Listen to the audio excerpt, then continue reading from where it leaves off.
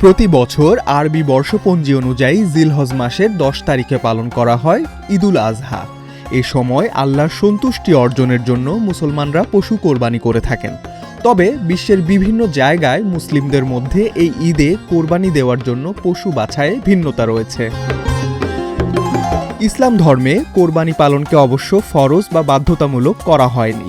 তবে প্রাপ্তবয়স্ক ও স্বাভাবিক একজন মুসলমান যার 7.5 ভরি স্বর্ণ বা 52.5 ভরি রূপা অথবা এর সমমূল্যের নগদ টাকা ও ব্যবসার পণ্য বা সম্পদ রয়েছে তার জন্য কোরবানি ওয়াজিব।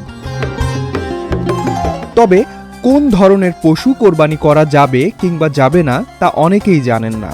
ইসলামিক ফাউন্ডেশনের মুফতি আনিসুর রহমান শিকদার বলছেন, হাদিস অনুযায়ী এমন পশু কোরবানি দিতে হবে যা দেখলে মন জুড়িয়ে যায়।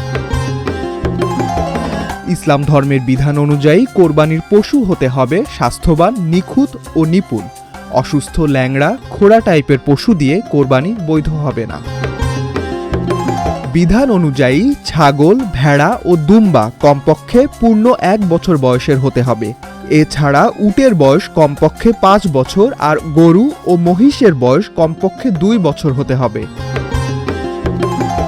হাদিস অনুযায়ী যে পশুর একটি দাঁতও নেই, কান নেই ও শিং নেই সেই পশু দিয়ে কোরবানি হবে না। এছাড়া যে পশুর 2 চোখ অন্ধ কিংবা একটি চোখের দৃষ্টিশক্তি 1/3 বা এর চেয়ে বেশি নষ্ট সেই পশু দিয়ে কোরবানি জায়েজ হবে না। আবার যে পশুর একটি কান বা লেজের 1/3 কিংবা এর চেয়ে বেশি নেই সেটি কোরবানির জন্য উপযুক্ত হবে না। সব মিলিয়ে 4 ধরনের পশু কোরবানির জন্য এড়ানো উচিত বলে হাদিসে উল্লেখ করা হয়েছে। এগুলো হলো খোঁড়া পশু, 1 চোখ বিশিষ্ট পশু, রোগাক্রান্ত পশু এবং এমন কৃষকায় পশু যা কেউ পছন্দ করবে না।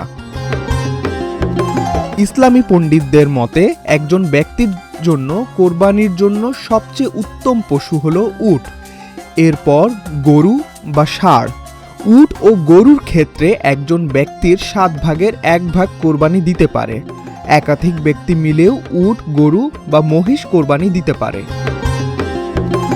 ডেস্ক রিপোর্ট, আজকের পত্রিকা।